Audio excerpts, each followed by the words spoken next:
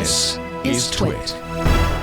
The 10th anniversary of the passing of Steve Jobs. And I think people who are, Apple fans will always remember that day, right? Yeah, I remember. I don't remember instantly like what day is the anniversary, but as soon as I saw the video on Apple's site, immediately took me back to being in my old studio in my old house, trying to keep it together a little bit because my own parents had just died, both of them of long illnesses, and I remember talking to you and trying to channel part of the love that our little community was putting together about, because we don't, I had exactly one personal interaction face to face with Steve. I didn't know him. We can't pretend that we had a personal connection to these people, to a lot of these high profile Apple executives, but they're part of the symphony of your life. And so when one piece of one instrument is stilled, it affects the entire piece, and it feels like a moment of transition. So this is the way that the community got together 10 years ago to talk about it in a very, very emotional and honest way. It was still, I think, something that was quite beautiful. Let's we can, I guess, I don't know, can we play the film? Yeah, you can. Will Apple take us down if I play it? No. I hope not. This is on apple.com on their website. Let me unmute the sound. Actually, is there sound? There should be sound. There it is. Let me start over. I'll go back a little bit. And I think, is this the Stanford speech they're playing here? Let's see here. It's a medley of speeches. When you grow up, you tend to get told that the world is the way it is, and your life is just to live your life inside the world, try not to bash into the walls too much. But life can be much broader once you discover one simple fact, and that is everything around you that you call life was made up by people that were no smarter than you. And you can change it. You can influence it. You can build your own things that other people can use. Good evening. I'm Steve Jobs from Apple Computer. We're very glad to be here tonight. I think you always had to be a little different to buy an Apple computer. Original Macintosh and I think launch. You still have to think differently to buy an Apple computer. And I think the people that do buy them, they are the people that are not just out to get a job done. They're Very out to famous change the picture of world. him in his very Spartan What a living computer room. is to me is, it's the most remarkable tool that we've ever come up with. And it's the equivalent of a bicycle for our minds. The Bondi This is Blue. iMac. The whole thing is translucent. You can see This was after into his it. It's return. so This cool. was his first. Pleased to announce today that I'm going to drop the interim title. He was the iCEO for a long time. That's genuine. We used to stand at the intersection of technology and humanity. That's the beautiful. And to make something for lamp people that iMac. want to bring this into their lives and use it for things that make them more creative, not just make them more productive. First MacBook Pro. This amazing little tiny. device holds iPod. 1,000 songs, and it goes right in my pocket. An iPod, a phone, And of course, and an internet communicator. very famous. An iPod, a phone. I love how the audience is just on the edge of their seats for that. And we are calling it iPhone. That smile, a huge smile on stage. We have a chance if we stay focused. This changed the industry, the and choose MacBook wisely, Air. He took it out of to an really envelope. continue to impact people's lives in some small way for the better. There's an old Wayne Gretzky quote that I love. I skate to where the puck is going to be, not where it has been. And we've always tried to do that at Apple, since the very, very beginning. And we always will. So thank you very, very much for being part of this.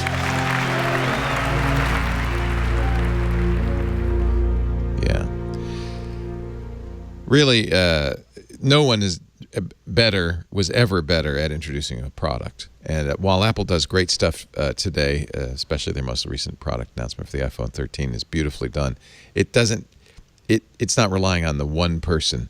He had such a presence. Yeah. He was just like a master of his craft. And like the iPhone, introduction, the Intel switch, those were a master of his craft at the height of his game. Just so well laid out. He paused, he waited, he engaged, he laughed. Like it's just he was so good at commanding that stage.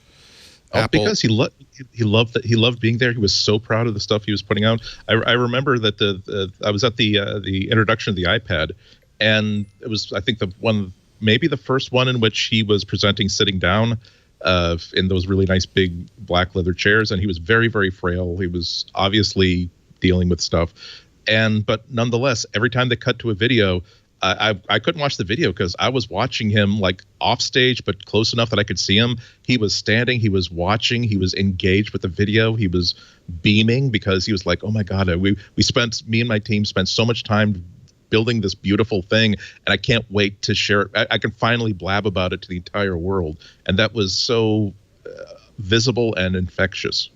Right below the video on Apple.com, front page of Apple, it's entirely, the Apple site entirely devoted to this statement from the Jobs family. I won't read the whole thing. For a decade now, mourning and healing have gone together. Our gratitude has become as great as our loss. Memory is inadequate for what is in our hearts. We miss him profoundly. We are blessed to have him as a husband and as a father. There's also a Tim Cook memo. We could probably read a little bit from that. The memo sent out to the staff. Team, today marks the 10th anniversary of Steve's passing.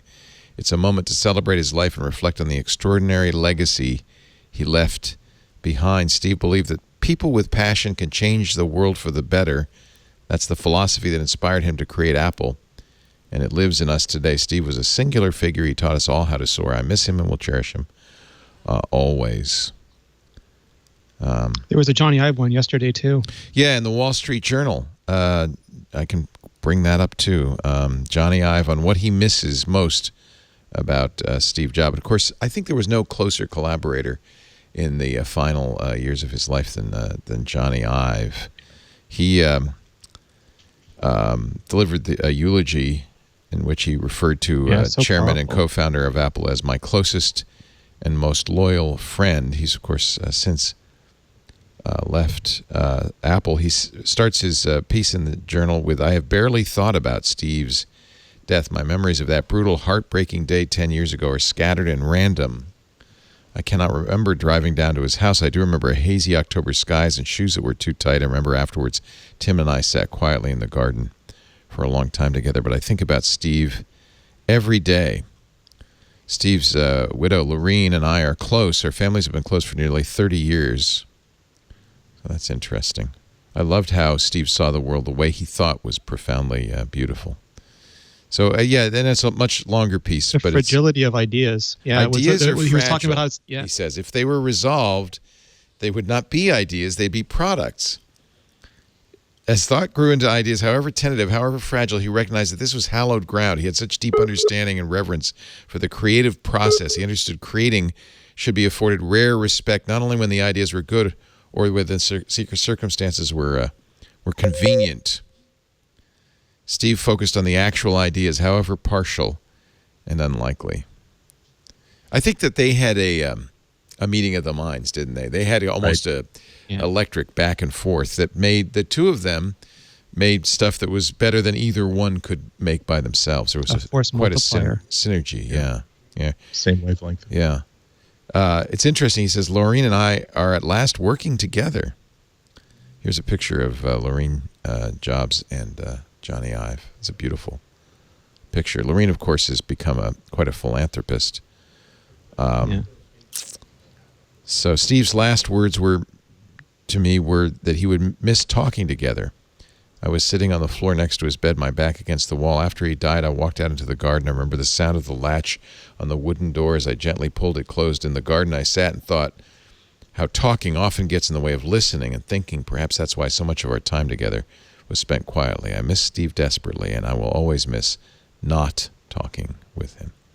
Quite beautiful tribute from Johnny Ive. 10 years, we talk enough about, how Apple's done after Steve and all of that. But I think it's appropriate on this, the 10th anniversary of his death. He was young, 56 years old, to talk a little bit about our memories and thoughts of him. He built I think he was aware that with Apple he was building a cathedral, just like in the olden days, where the architect and the first planner would know that this is going to take so long to build that I will not live to see its the final stone being set in place. And I think that part of his pride in Apple was making sure that this company that he had co-founded, that he had put so much of his personal stamp on, making sure that he was hiring the right people, instituting the right culture, putting the right infrastructure inside the company to make sure that that culture is taught and shared amongst senior executives, that this thing would go on and still be recognizably Apple and not just be, okay, well, technically speaking, we're making Macintoshes. Technically speaking, we're still making iPhones, but this is a financial company that dabbles in hardware, or this is a services company that occasionally does a health product because they thought that it was a fun enterprise to get into. That it will always be his greatest achievement, the company, not any specific thing he ever made.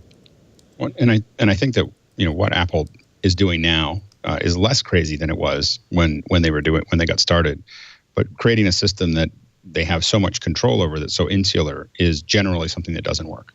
And then they were told that over and over and over again, that the approach that they took of not having a lot of other people building a bunch of stuff for them, and they're becoming in many ways more that way than less that way, because they can. But when he took it on, there was no guarantee that it was going to work. In fact, it was probably not. It was almost without someone like him, without that singularity and focus and the ability to keep that moving, there's no way. I mean, that's why almost no other company tries to do that, because it's an almost impossible cliff. He got that idea from Alan Kay, who was really an amazing visionary, was at Xerox PARC, became an Apple, I think he's still an Apple fellow. He's one of the most inspirational people in technology. It was Alan Kay who said people who are really serious about software should make their own hardware. And I think Steve took that to heart. And maybe he turned it around the other way. People who make hardware should make their own software. But either way, that's Apple's It's so credo. hard. It's incredibly hard to do. Yeah, it's incredibly hard to do what they're doing. But when it works, you are in a completely different place, and that's what we're seeing with the M1s and with a lot of those tight systems. It becomes almost impossible to compete with, because if you can get to the scale that you need to get to do that, it becomes really formidable, because you kind of create your own weather system. Yeah, and of course Steve led the charge moving from the Motorola 68000 to PowerPC, and then from PowerPC to Intel. I wonder if he even contemplated. He must have, but it just took a long time for Apple to build its own expertise. They bought PA Risk. That I think he was involved in that. PA Semi, yeah. PA Semi, and I suspect that that maybe was a distant dream for him, but now under Tim Cook, it's become a reality. And in a lot of ways, if you talk to some of the folks that were there in the 90s when he took over, he put out a lot of fires really fast. Like Apple was, they were going to hit the ground. Like the engines were on fire. They were almost bankrupt. The plane was going down, and he came in and did a near. It's like being down, 22 points, in the fourth quarter with 5 minutes left, and he just kept scoring. But it was like you couldn't miss a single play, and for Apple to survive. And he did all the things that needed to get done to turn it around. And then really, I don't think they considered them stable until the iPhone.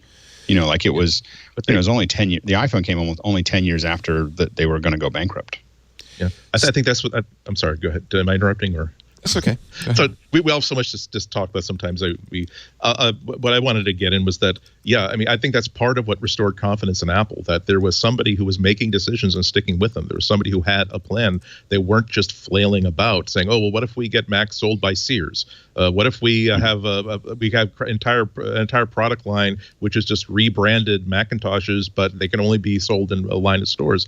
One of the first decisive things he did was to say, here is our from a time where there was a book I have a copy of one of them. There was a book this thick just explaining all the different kinds of Macintoshes that are being sold under all kinds of different names, and he turned it into a 2x2 grid. We have a consumer desktop, we have a professional desktop, we have a consumer laptop, we have a professional laptop. That's our entire line. and it energized not only restored faith in people who were investing in the company, who were going to be buying hardware for the company. It was also lighting a fire under the people working for a company, knowing that, again, if he's decided to cancel this project, it's not because he's, again, flailing about saying, well, I got to do something, I have to show a strong hand. It's because there is a plan to save this company. And now there's a target to work for, not just simply let's just keep running the clock and seeing what happens. So this is why Rene and I were talking before the show about all these really interesting devices that like BlackBerry put out and HP put out, but then like withdrew 2 or 3 months later because of total lack of faith. And that's the sort of thing that demoralizes a staff, saying that we're making this, we got the funds to make this product, but we have no idea whether management thinks this is important for the company or not. And maybe there will be some sort of a change in the tea leaves that will cause them to cancel our entire project on the most absurd of notes. Whereas if you're working for Apple under Steve Jobs, now you know that, look, if he has pared down the product line to exactly this means that this is a priority. It might succeed, it might fail, but the head of the company thinks that this is important for the development of the company. So that's what puts your shoulder to the wheel even tighter than you would if you felt as though you were on a sinking ship. And even then, sometimes to my own frustration, they would change, what was important and really dance with what was available to them. So if you look at like when Final Cut started going down the path, Apple started investing more in things like Shake, and they're really thinking this is going to be a core part of our product until the iPod took off. And then they said, okay, well, this is going to be a smaller part of our product, and eventually discontinued it. But you could tell that was something that they had decided was going to be popular, and then it just didn't turn out that way for them. But I think that it was, so they were willing to dance with the market as well as be sure of what they want to do. And it's really hard to do both.